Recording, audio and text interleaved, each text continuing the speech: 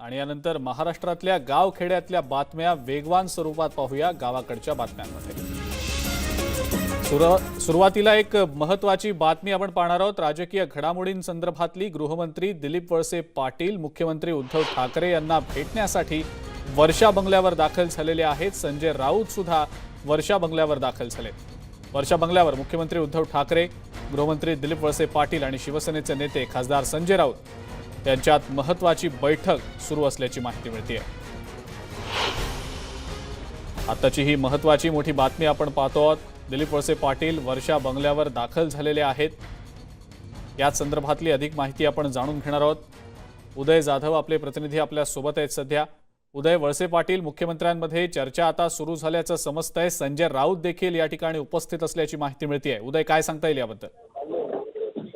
आज दुपारी गृहमंत्री दिलीप वळसे पाटील हे वर्षा निवासस्थानी आले होते मुख्यमंत्री उद्धव ठाकरे यांना भेटण्यासाठी। तिथे त्यांनी जवळपास मुख्यमंत्र्यांशी 1.25 तास चर्चा केली। त्यानंतर आता संध्याकाळी 6 वाजता गृहमंत्री दिलीप वळसे पाटील हे पुन्हा एकदा वर्षा निवासस्थानी आलेले आहेत आणि त्यांच्या पाठोपाठ शिवसेना नेते संजय राऊत हे देखील वर्षा निवासस्थानी दाखल झालेले आहेत। आता वर्षा निवासस्थानी मुख्यमंत्री उद्धव ठाकरे यांच्या उपस्थितीमध्ये गृहमंत्री दिलीप वळसे पाटील आणि शिवसेना नेते संजय राऊत या तिघांची महत्त्वाची बैठक जी आहे ती सुरू झालेली आहे। गेले काही दिवस आपण पाहतो आहोत की सातत्याने शिवसेना विरुद्ध राष्ट्रवादी हा एक थोडा विसंवाद जो आहे तो दिसून आलेला आहे।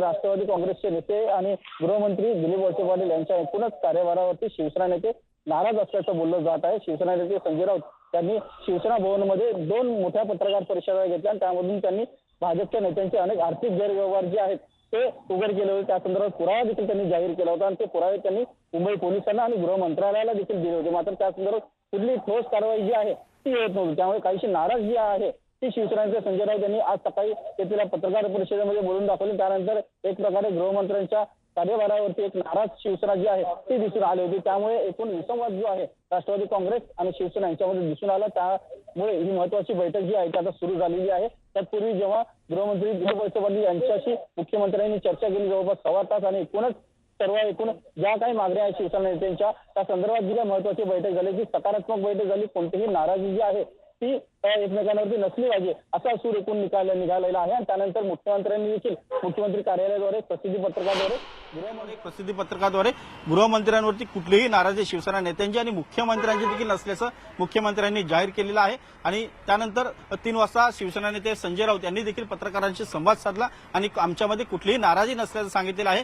काही गोष्टी आहेत त्या पूर्ण करायच्या आहेत आणि त्यासाठीच आमचा आग्रही भूमिका असल्याचं त्यांनी म्हटलेलं आहे। ती आता आग्रही भूमिका जी आहे ती आता पूर्ण होईल असा देखील विश्वास संजय राऊत यांनी व्यक्त केला। आता समोरासमोर ही बैठक होत आहे। मुख्यमंत्री उद्धव ठाकरे यांच्या उपस्थितीमध्ये गृहमंत्री दिलीप वळसे पाटील आणि शिवसेना नेते संजय राऊत यांची समोरासमोर आमने-सामने बैठक होत आहे। तर या आमने-सामने बैठकीमध्ये जो काही विसंवाद आहे त्याला पूर्ण विराम देऊन जो महाविकास आघाडीचा एक मुख्य अजेंडा असेल किंवा केंद्र सरकार केंद्रीय यंत्रणांच्या मार्फत जे काही राज्यातील प्रमुख नेत्यांच्या म्हणजे महाविकास आघाडीतल्या प्रमुख नेत्यांना घेरण्याचा किंवा त्यांना त्रास देण्याचा जो काही प्रयत्न करत आहे त्याला जशाच तसं उत्तर देण्यासाठी आपण एकजुटीने सक्षमपणे त्यांचा सामना करायला पाहिजे। आणि त्यासाठी राज्य सरकारच्या हातात देखील अनेक यंत्रणा आहेत, त्यांचा पॉवर आता नाही, त्याचा वापर जो आहे त्या पॉवरचा वापर आता नाही करणार मग कधी करणार असा प्रश्न जो आहे तो विचारला जात आहे। त्यामुळे जसं तसं उत्तर द्यायचं असेल तर आता हीच वेळ आहे। त्यानुसार जे काही पुरावे दिलेले आहेत त्यानुसार कारवाई होणं अत्यंत गरजेचं आहे। शिवसेना नेते संजय राऊत यांनी हे देखील म्हटलं आहे की आम्ही त्यामुळे आता या महत्त्वाच्या बैठकीनंतर नेमकं काय समोर येतं हे देखील पाहणं महत्त्वाचं ठरणार आहे।